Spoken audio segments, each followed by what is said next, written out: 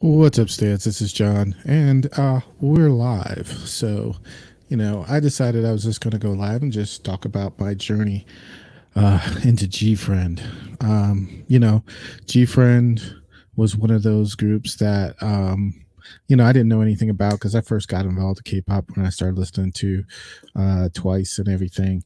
And you know what? I always ask myself, as far as like, how did I even get into K-pop? To begin with, and I always tell the story about being on YouTube and seeing a Twice video coming up, and I never even knew why it came up or why it appeared in my feed, because everybody knows that YouTube throws up algorithms according to whatever you watch or whatever you look up or whatever you search. So I never searched for Twice. I didn't know why that even came up. So, and then I thought about it, and I thought about it a little bit more, and I said, you know what, I think I know why it came up, because of BTS, actually. I see BTS on SNL, and I didn't know what that was, and I searched them on YouTube, and I watched the video, and I think that's probably what kind of popped it up into my feed, as far as like some suggested videos to watch. It's a good thing too, because I've been on this journey ever since, I'll say, July of last year, getting into K-pop and just learning different groups and everything. And then I got into Gfriend. Gfriend was way different than any of the other groups that I had listened to before. They seemed a little bit more, a little mellower than I've listened to before. Now, Twice had their concept, BTS had their concept, dabbled into a little Blackpink. Who doesn't? And saw that, you know, when I listened to G Friend, they first struck me. First of all, the synchronization was just off the charts. They really do how to dance. They really knew how to really just hit it, nail it, and everything. And you know, they were really in sync. Just a total team. But also the fact is that their style was just a little bit more wholesome. You needed that.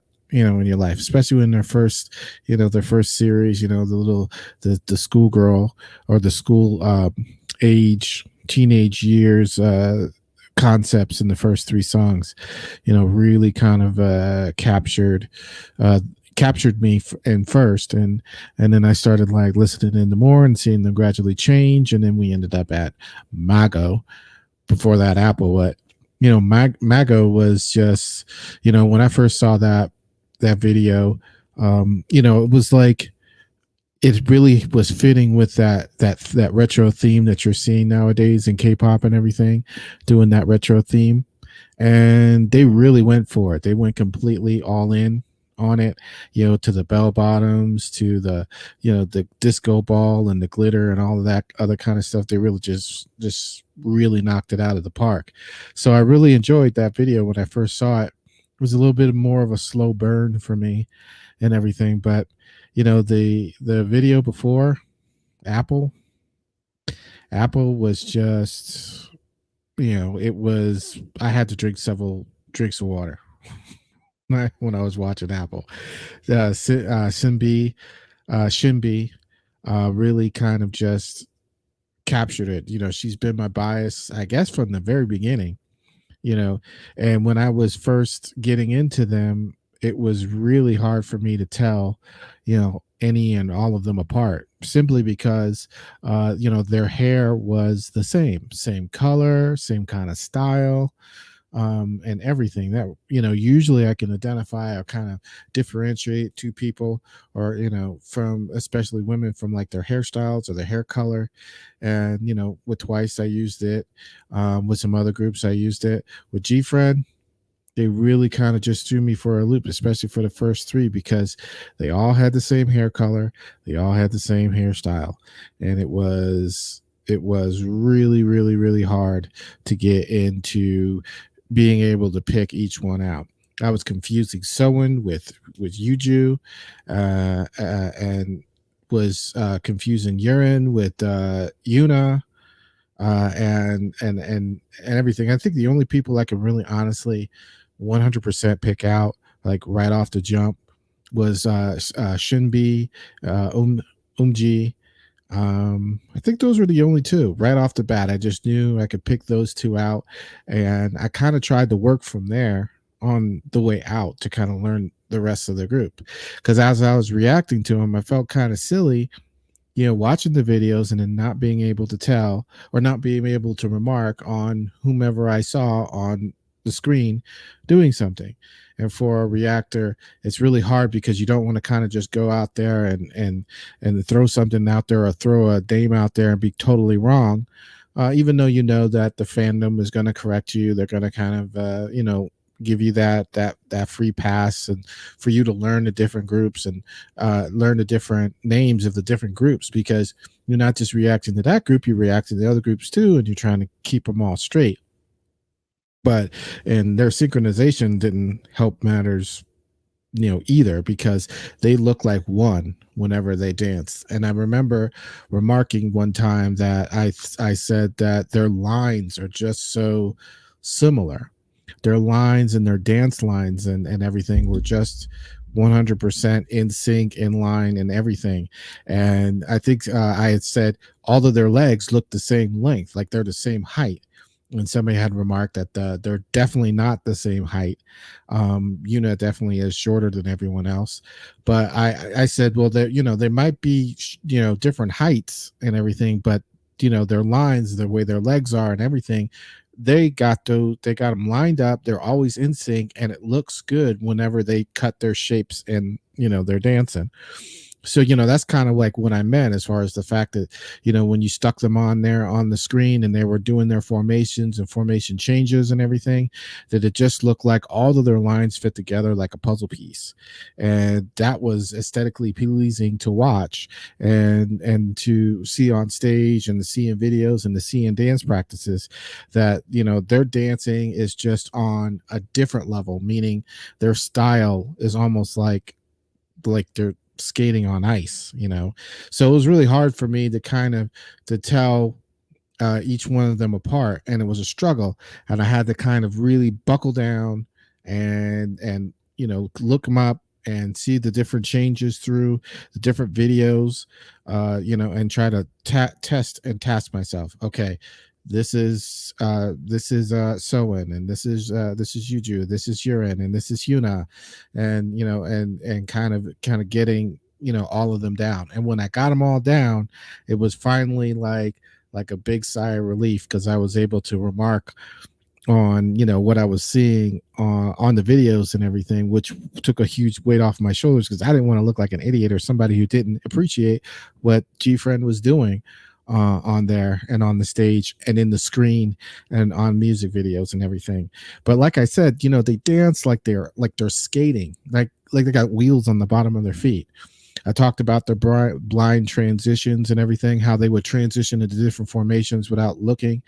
And I just thought that was just uniquely interesting, because you didn't see a whole lot of groups doing that kind of transformations or transitions into different formations, having them transition without being able to see where they're going. They have to trust each other and to trust each other's partner, and when it's done right, it looks smooth. And and that's one thing that they definitely, what struck me as I was reacting to them video by video by video, especially when I was checking out the dance practices, and not all the dance practices made it onto reaction videos, was to see how smoothly they just glided on ice, and how they just really embraced their timing and tempo. Each one of them were on time, same time. And it was definitely nice to watch, to see them to do that. And when I first got exposed to them, it was Navarella. That song was the song that I had first heard, and seeing them do their times two dance was just ridiculous, to see them do that. And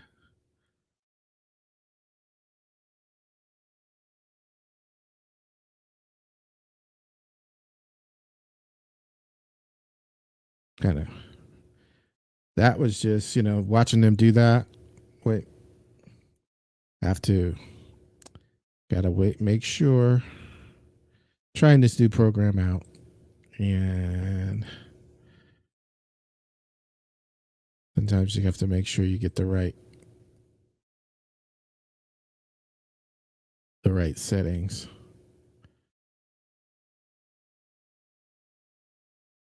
if it works.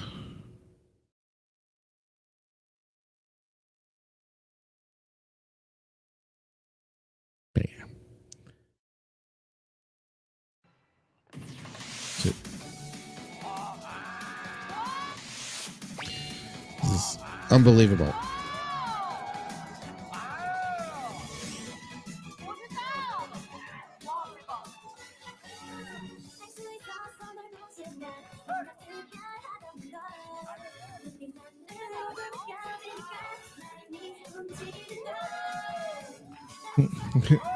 It's so funny to see Twice's faces as they were, doing their thing on there. Chewy is definitely like slack jawed, and sounded thoroughly just amazed at what they were doing and everything.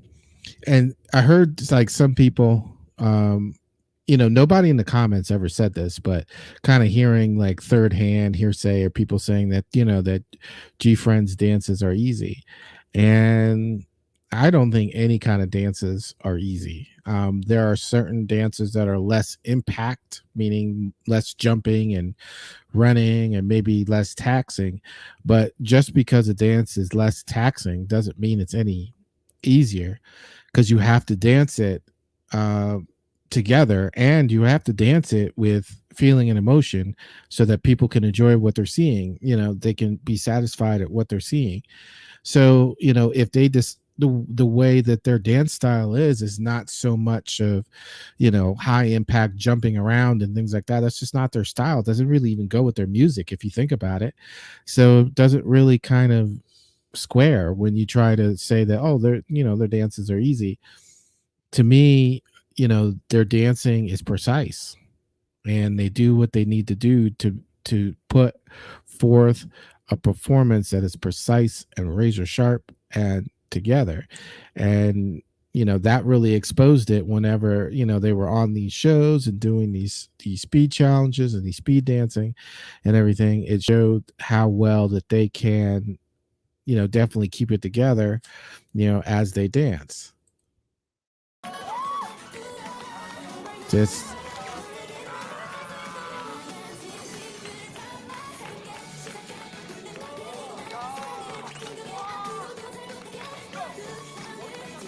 see, even the slow moves are together. Slow moves are the hardest to kind of keep together. And I'm not a dancer, but you know, I did do performances and things where timing was key, where we all had to be together and doing what we were doing. When I was in the Navy, I was part of drill, and I was doing drill rifling, and we were throwing bayoneted rifles around at each other and kind of doing these tricks. Everything had to be in time, and slower moves were harder to do because everybody had to be in time while you're doing it. So I can appreciate the fact that staying on time and being on time is just as hard as dancing something hard and fast and being on time. But the two times dance, speed dance, shows that they can dance just as well, dancing twice the speed and keeping it all together. So, that to me was just impressive to watch and impressive to see. And, that was my first exposure. Hearing Navarella twice the speed, and then kind of going back and say, well, what does this song sound like at regular speed? And seeing the song in regular speed and saying, I like this song. And then watching the video, of course, is, seeing them all just be cute and seeing them all just kind of being relatable to each other, which is also a theme that, kind of really caught me whenever I was watching the Gfriend series and getting into Gfriend and reacting to Gfriend, is that they all, the concept of the friendship, of course it's in their name, and it really kind of came across through all the videos. And that's why Crossroads really confused me because it was like the first video that was showing them kind of being at odds with each other. In other videos, they kind of fought each other, fingertip, they kind of fought each other, but that was like cartoonish. That really wasn't, I don't think that was really anything that was supposed to be emotionally carrying. But in that one, they showed some scenes where they were obviously disappointed at each other. But then in the end, of course, they came together. But it was hard for me to kind of grab the concept of that video. And some people in the comments had said that the concept of that video Crossroads was definitely hard to grasp, and takes a couple of listen to, a couple of repeats to kind of see. And for me, it wasn't one of my favorite songs, but it was definitely one that broke from that theme of friendship that you saw. And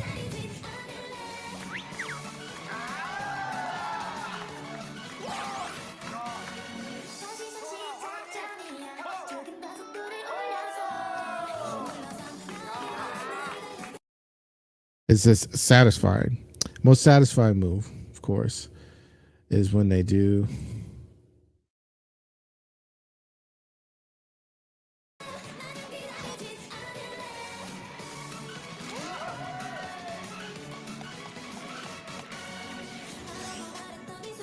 I don't know if I went past it already. Nope, here it comes.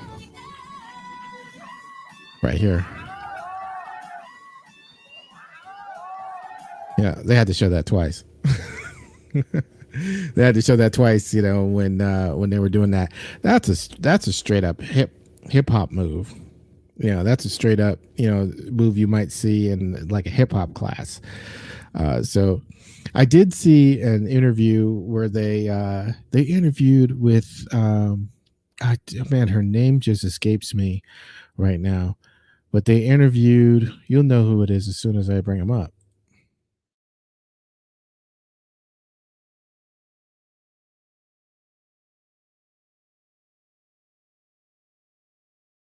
And my StreamYard went away, and I'm lost without it. There it is. Because I can't see myself, I have to see myself. Um, she gives awesome interviews. I said a she, and I'm still not sure. But I think I called out a she a while ago, and I'm going to go with it until somebody corrects me. But she pulls out personalities of K-pop stars better than any other interview that I've ever seen. She really seems like takes care in learning each group, their little things, little small facts or anything about them. And she really kind of um, makes it fun to watch her interview people. And she brought out a personality that I started to see in urine, where I feel like she's like seems like to me the most outspoken one.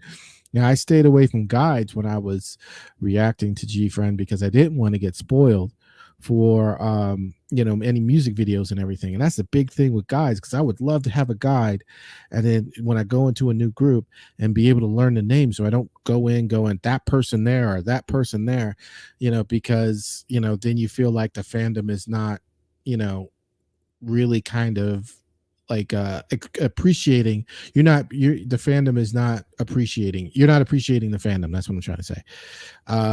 She really brings out the and everybody for whom she's ever, it seems like, from whom she's ever interviewed. She's done Red Velvet, and we know like Irene, she's not the warmest person in the world, but she really kind of brought out like Irene was laughing. Irene is good. You know, she's good at what she does, but Irene can kind of come off as cold, but she brought it out of her. And that's, I appreciate that. And yeah, so she is a woman, and thanks. So I feel good that I got it right. But it was she interviewed Red Velvet, she interviewed twice, from what I've seen. And when she interviewed Gfriend, she really brought out all of their personalities, and even people in the comments down below that I'm assuming are fandom that have consumed all sorts of Gfriend content really appreciated how she brought their personalities out, and it seemed like they really had a good time talking to her, and they really had fun. And like in this little segment here, you can see that she is, interacting where she had brought up urine, and I guess she had done some hosting in the past, and they were kind of making fun of her a little bit because she was throwing the cue cards away. But then that really kind of, during that, it really showed, your into personality and how jokingly she is, and how more like she likes to kind of bring in the spotlight into herself whenever she has it. 와, 때려 박네요. 때려 박아요. 저 지금 지하 3층에 있는 기분이에요. 꺼내주실 분? 아, 저요. 네, 아, 네. 그러면은 여자친구. Because and then this also brings up another topic that I'm going to keep beating to death until somebody listens. I watched this where somebody had did the English subs for this, and I was able to watch the whole thing and see the English subs and enjoy the video.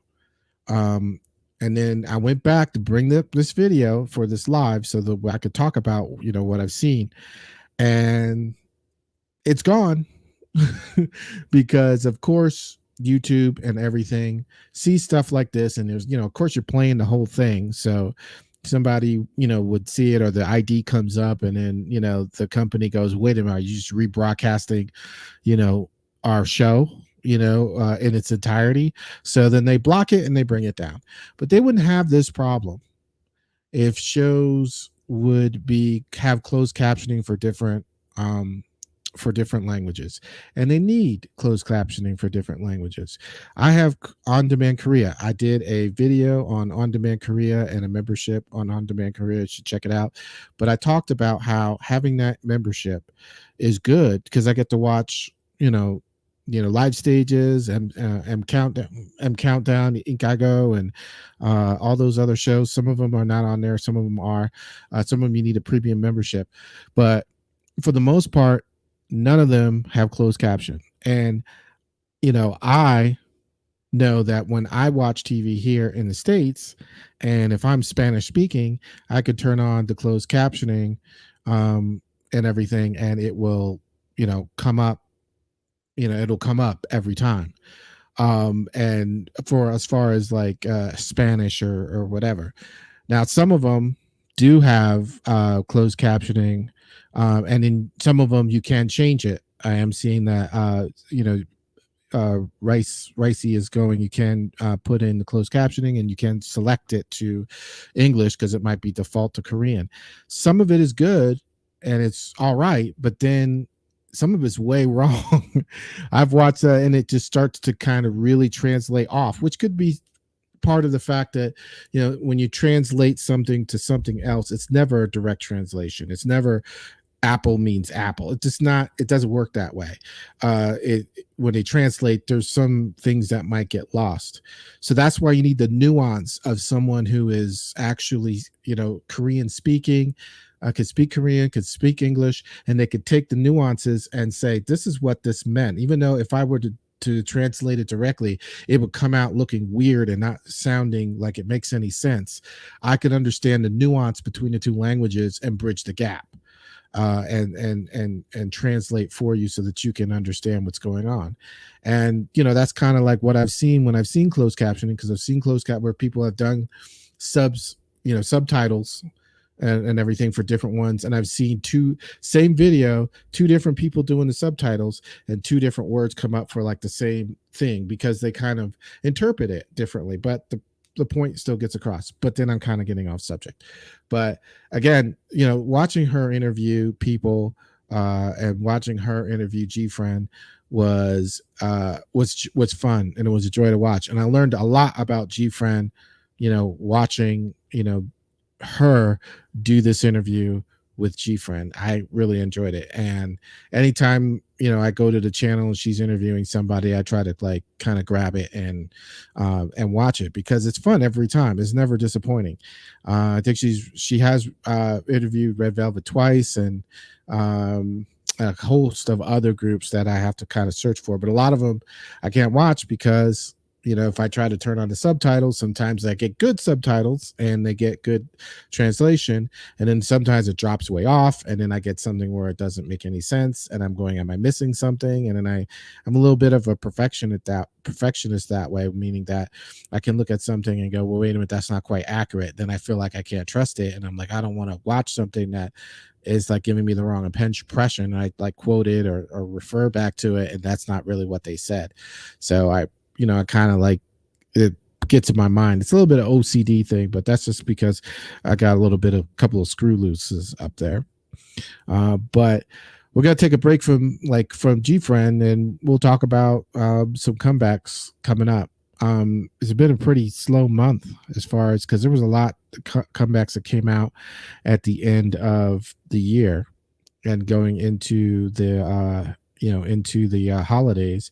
But I do understand, I think it's the new year for them, so maybe there's just they kind of just took some time off, and there's a lot of time off. So like for us, their new year is a little bit later, and a lot of them kind of took it off. So there's really not a lot coming out. There was some artists that came out. Huna, I don't know if I'm saying her name right. Huna, Hyuna. I'm not cool. I thought that song was just fun. You know, I thought it was fun. I thought it was a good jam and everything. I enjoyed it, and she definitely has a personality. And I guess she's been around for a while. I think she's been around for a while because I think she's got other stuff. But I thoroughly enjoyed it.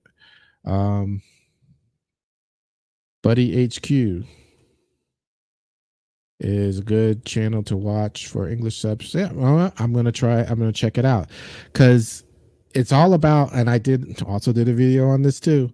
You know, international fans, we scour the internet to find the great sites that will give us the content that we will enjoy and that we need to see our stars, and then be able to understand it. I've even gone as far as to try to learn Korean just a little bit, just so I know. Trying to learn Spanish at the same time, so it's kind of hard. But we scour the internet to find stuff that we can watch and stuff that we can enjoy, and we get good at it. So sharing, information, saying, hey, this is a good site, this is a good place to find content for your particular favorite artist, is good, and sharing that and helps a new K-pop fan like me be able to navigate this field, because I kind of learn new things every day. um, cloud cloud with two D's. um, I'll check that out too. That's going to be I always save the comments, and I always kind of copy and paste onto things that I find like noteworthy, and I go check it out. But Shiny, which I've been doing reactions on as far as like an older group, and I guess they have a comeback coming up next week. I think they had a couple songs that I think they released the week before. Um, to be honest, um, I'm still in middle of reacting to them. I'm not gotten to the end yet, so I'm probably not going to jump on watching the new comeback yet. Kind of decide that whenever it comes out. That's why I'm kind of staying away from all the other stuff they've released. But kind of just want to finish out, my Shiny series before I go and start reacting to solo stuff or other stuff, because groups like that, they do lots of other things, and you can get lost as far as kind of going left and right and all the other stuff that they've done solo and soundtrack stuff.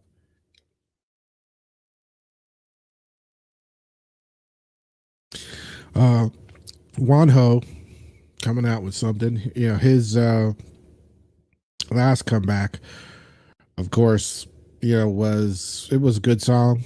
Um, Homeboy's definitely in shape. Kudos to him. Made me feel like a big fat ass.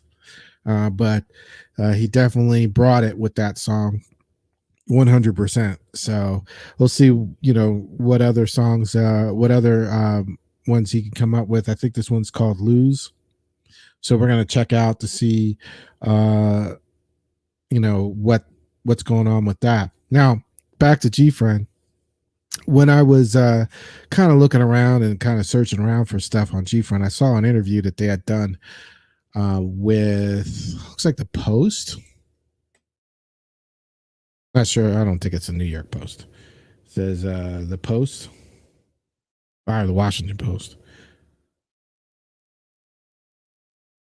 This one, whatever that is, Post. Can't really say it, but this kind of struck me, here a little bit. Whenever they're talking about, they said you experienced a remarkable transformation since your debut mini album, Season of Glass 2015. How do you feel about it? We feel more confident. Blah blah blah blah blah. Trying to get to the part.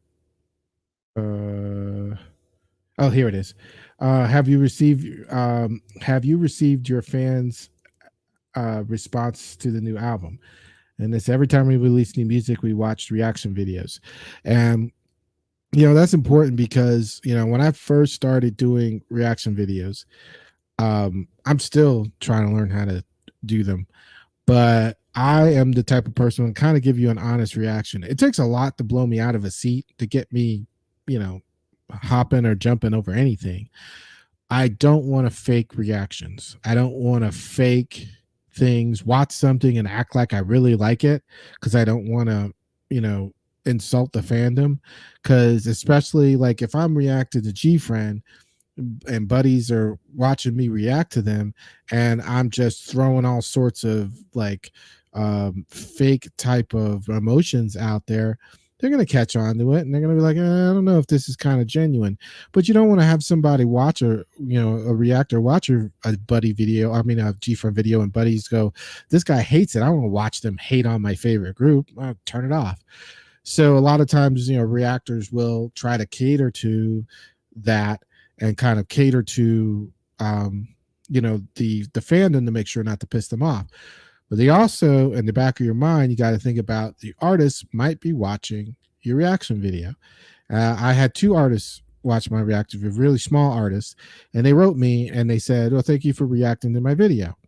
And it was, you want to give them honest feedback. You don't want to say everything they put out is fire because they'll continue to put out crap if it's crap. But you try to find something positive to say about about the song, if you can find something positive to say, because you want to have positive feedback. How I felt when I saw it, how I felt when I listened to it.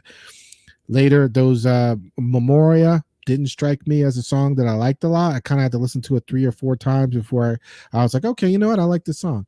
It wasn't an instant hit me in the face. I liked it. Not like Navarella, not like Magusta 2, and not like Fingertip, and not like Fingertip. When I was reacting to it, I was a little bit like, wow, this is way different. So I was really kind of calibrating myself to what I was listening to. But then by the end of the song, I was grooving. Apple blew me away. Just love that. Fever blew me away. Just love that. There are some Gfriend songs that they weren't ones that weren't my favorites, and I said, well, this one's not my favorite, but I saw that they had incorporated the elements that makes Gfriend, and they really hit it. They really danced it well. They sung it well, and the visuals and the video, and they told the story, and try to give them that honest feedback. Because if the artist watches the videos or watches your reaction video, they might not comment on it, but they'll watch it and they'll move on to like the next one. You want to give them honest reactions. You want to give them an honest take. And when you see a lot of the other reactors, and not to say it's a whole lot, but some reactors, I'm not going to put them on blast, but definitely you can see and say, wow, you're really kind of pushing it. Is there anything you don't like? I mean, there are songs that I don't like. I tend not to even edit and put them out. because there was like two or three songs not from Gfriend of some artists that I listened to, and I was like, I don't like it at all. Why am I going to edit, cut it, and release it, and just basically just throw crap out there in the atmosphere and crap on something? I think I put one video out where I crapped on something, and at the end I was like, I didn't feel good about that, so I'm just not going to do it. If I don't like a song, I just won't react. I just won't publish it. I'll react to it, but I won't publish it. Maybe later on I might release it and people can look at it and say, "Oh wow, he really hated that song." But you have to be mindful for whom that people are watching the video, and the artist might be watching the video, and you want them to get your honest feedback. So if it's not good, they can come out with something better later on. If it missed the mark, you kind of say this missed the mark because this sounded kind of, disjointed, or it was really got me bopping, and then it cut off and went off on another tangent, and I couldn't really follow it, or there's not enough vocals in it or whatever. So they can kind of take that feedback of collective people and say, wow, like all of these people that have watched my video, they seem to be saying the same thing. Maybe we need to do something different. Maybe that wasn't what we kind of hit on. So, and I know Dreamcatcher watches reaction videos, and I know there's a couple others that watches reaction videos, because they want to see their feedback. They want to see how, especially now with the, I'm not going to say it, but they're not doing live shows anymore with a whole bunch of people out there. So, that feedback is going to mostly come from the internet. And it's important for you to give them positive feedback, and it's important for you to give honest feedback. It's all about the honesty. So the fandom, I will say, is probably one of the most buddies are probably one of the nicest fandoms that I've dealt with. There are some hardcore fandoms out there who are, if you get any of their stuff wrong, they're all over you to correct it, and they kind of make you feel stupid. But it's hard to kind of tell context through comments, so you try not to take it personal, and you go, okay, the person's just trying to let me know something, and you take the emotion out of it. Short of them saying that you're a complete doofus or something like that, you don't take it personal and everything. But with buddies, they totally just guided me 100%, through there. And I'll give you proof. Zoe here just broke it down for me. They even like checked off the ones that I had done before, and the dates, and even kind of let out, or suggested some websites or some things for me to check out for my bias. And not all fandoms do that. Not all fandoms are as friendly as buddies are. And they even remarked when I had finally put Gfriend on my back wall here, which I'm going to be putting more artists up there. I think I might be moving locations, but to see them being able to kind of just reach out, and they kind of give me props for getting all the names right. One of them said that I passed the name quiz. I think it was right about, congratulations on passing the identity quiz. Yuko Lee said it. I had taken that video, and I said, I'm going to get all the members right. And I stopped and I named all the members, and I said, okay, you guys grade me at the end, and kind of throwing out that support and everything. The fandom is definitely a positive fandom. And we all see there are some negative fandoms out there, blinks, and well, blancs. Those are, they're really kind of just real negative fandoms. You could see them in every every chat or something. They could be, the reactor could be reacting to Gfriend, and you expect to see comments, Gfriend,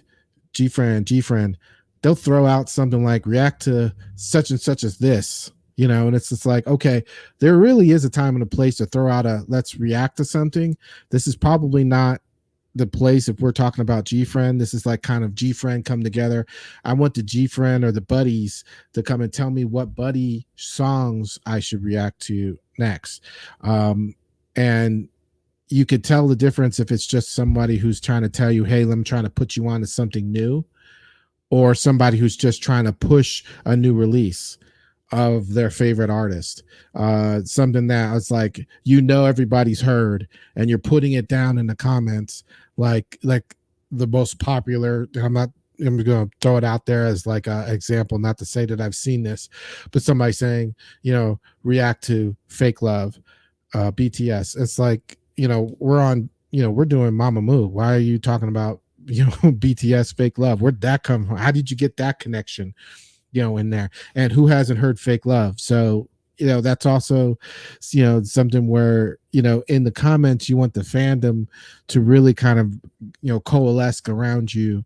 And the way Buddies did, just kind of every video that I put out, they were supportive and telling me about, the Japanese releases and how, they're a little different, and then the storylines and everything, because I was a little bit confused on some of the storylines, and explaining it to me, and having that fandom there in a positive way was good to have while I reacted all through, my Gfriend journey, which came to an end, not really an end like No More, but came to a climax with Mago, when I reacted to that. And they totally understood what I was talking about when I saw Apple and the tree and everything. They were 100%, understanding what I was talking about, when it comes to seeing them switch like that, just go from wholesome to ooh wow wow ooh, wow. Yeah, I was wowing all over the place. I definitely had, to take a couple of sips because Shinbi was murdering me. All right, so uh before I go, I want to kind of wrap up as far as like a little bit of what's going on with the channel. I want to start doing live streams more. I'm going to start getting better at live streams and everything, as I'm also releasing videos and everything. But I want to really showcase, some of the groups that I am going to be reacting to. Some of the older ones as I catch up, like Tiara. I'm doing a series with them, and they have a large discography. So if I were to kind of go song by song, week by week, it would take me a really long time to react to all of their stuff. So I condensed it into years, 2009, 2010, 2011. Um, so I'm going to continue to do that with, the next group. It looks like it's going to be Sistar, because it seems like they're voting out 17. I think Sistar has like, you know, last check, lean over to the side.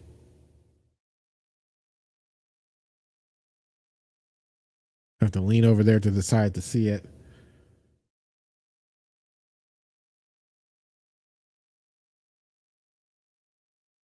Oh, 17 gained a couple of votes. Actually, they closed it a little bit, but it looks like Sistar's got 71% of the vote, and they are going to probably be the next group that I'm going to react to in a mass. So I'm going to do more lives. I'm going to do more of those group reactions where I do years for older like groups, for groups that have been around for a while, and have a huge discography. So people can kind of like get like a whole chunk of a year in there. I'm also uh, want to start reacting to live stages. The thing is, they get blocked sometimes, and then sometimes they won't get blocked, and they'll be on your channel, and the next thing you know, they're tapping you on the shoulder for a copyright strike, which is worse. Um, and to kind of alleviate that is to put the stuff over on the Patreon. I'm going to be putting live stages on the Patreon. There's a lot of free stuff over there. There's most of it is free. I do for new comebacks, especially for like my top tier groups, the groups that I really stand. when they do comebacks, I'll do their video, and then I'll do some screenshots to create wallpapers and clips as far as for pictures. You can go over to the Patreon, download for free, and have those. There's videos over there you can watch for free.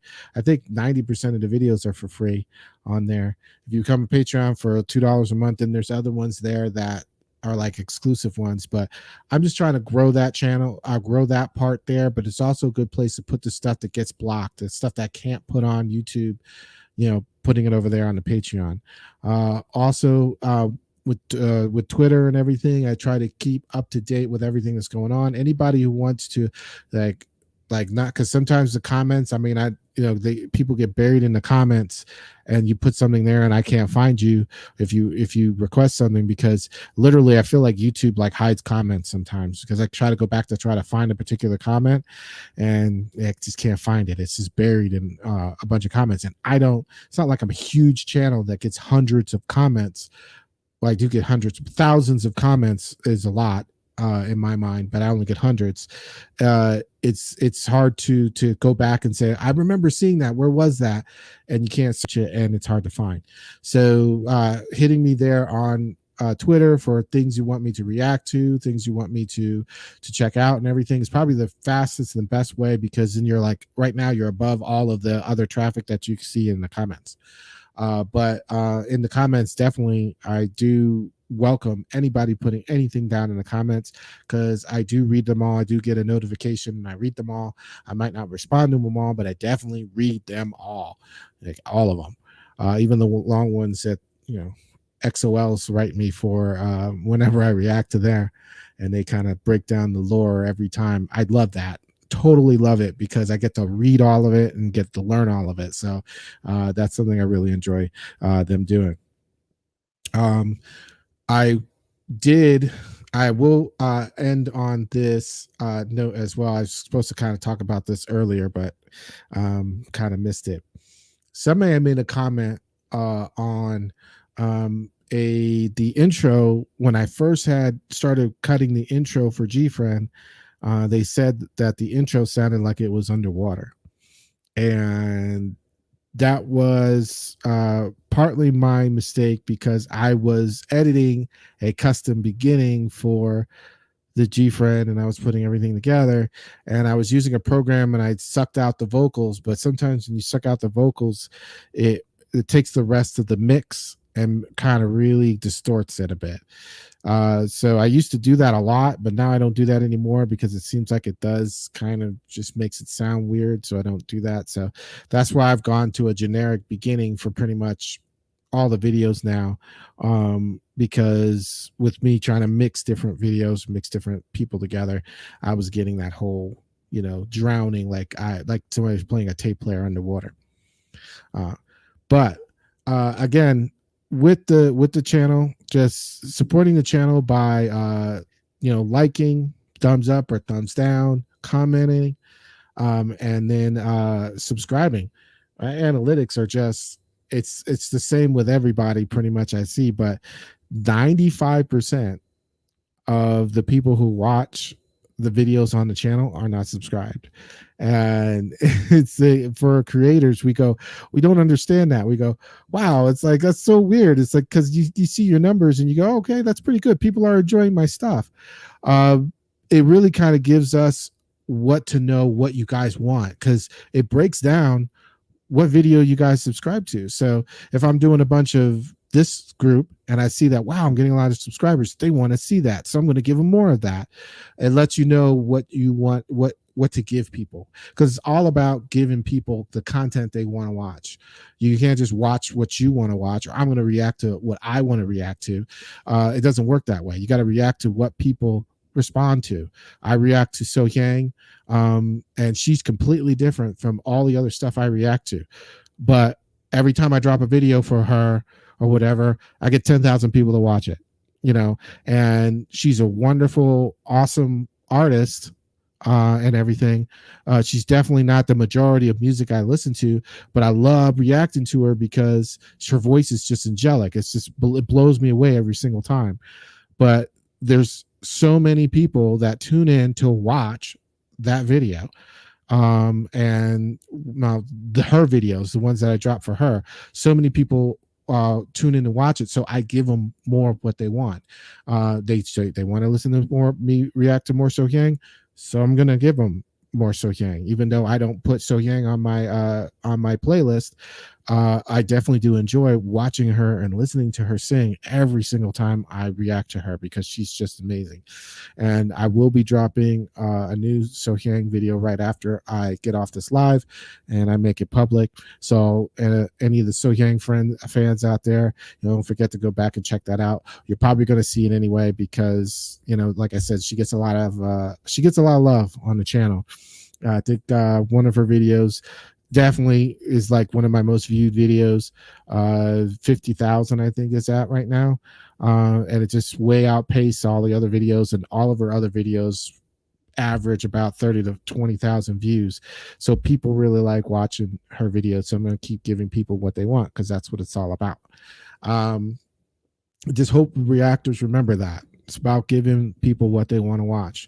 You put something out, if they don't like it, like I love Twice to death, but when I react to Twice, nobody watches it. So I don't react to Twice. Love Twice. I'm a once through and through. Every single time I do a reaction, for them, I'm really super excited about their comeback, and I'll do a reaction. I'll put it out. Nobody watches it. Or some people, it definitely doesn't pace with all the other videos I post. Dreamcatcher, one of my favorite groups, they're one of the ones that I react to, and I seem to get good responses from. So I continue to react to them, and that's a bonus for me, because I love Dreamcatcher. So I continue to try to react to as much Dreamcatcher as I can, even though it just came out with Odd Eye and everything, and they just, those guys just completely. Well, that's a different live stream. We're gonna do a Dreamcatcher live stream later, but like, you got to give people what they want, and it's not about what you want to listen to. It's not about what you think is fun, because the thumbs up and the thumbs down tell you what people want to watch you react to. The views you get are what shows you what people want to react to, and the subscriptions, when it shows on the analytics, you got 40% of the people who are subscribing to your channel subscribe to your channel when they were watching this artist. It lets you know what you need to react to, because you react to a new artist, you start getting subscribers. I'm going to keep giving them what they want, because the people are subscribing. So that's how you guys can shape what your reactors and your YouTube content creators give you, is your subscriptions, your thumbs up, and your thumbs down, and your comments. And of course, comments are kind of like, they really are descriptive. They go, I hate this, or please react to more to that. But just seeing the thumbs up lets you know that, hey, this is what people want me to react to. And the subscriptions let you know that this is what people want to follow. You start reacting to an artist, one song, and you get a bunch of subscribers. They're telling you, we want to see you react to the next one. Give us another one of that artist, because we like it. We're going to follow you to make sure that we don't miss it next time. But I appreciate everyone out there who tunes in to watch my awkward lives, and my videos and things like that. You guys, I appreciate it, because you guys appreciate my honesty. I don't jump around and just act like my hair's on fire on every single song I listen to. I try to be truthful. I try to add some comedy whenever I can, and it's been nothing but positive, 99.9% positive. And I work all day, and I still want to, when work is done, say I want to put a video together and put it out there for the people who would actually enjoy watching my content. And I feel really super guilty when I go a week without uploading something. I feel like I'm letting you guys down. I feel like, oh my God, I haven't uploaded anything. They're going to think that I don't care. I really appreciate the people who take the time out to watch my content, and they even let me know, hey, can you do this? I want to see that. I definitely take ideas from anyone who says, I want to watch this, or you should react to that, because it's about entertaining. And if you're an entertainer, and you're trying to do it the honest way and everything, you're going to react to what you're going to respond to what your viewers respond to. So, as again, like I said, like, share, and subscribe. I really appreciate you guys spending the time with me. Like I said, I'm going to do more live streams. Some of them will be announced. Others will just be popping on, and I'll just be playing some music or whatever. I know I can't monetize those, but who cares? It's all about just having fun. If I cared about making the money, I wouldn't be doing this.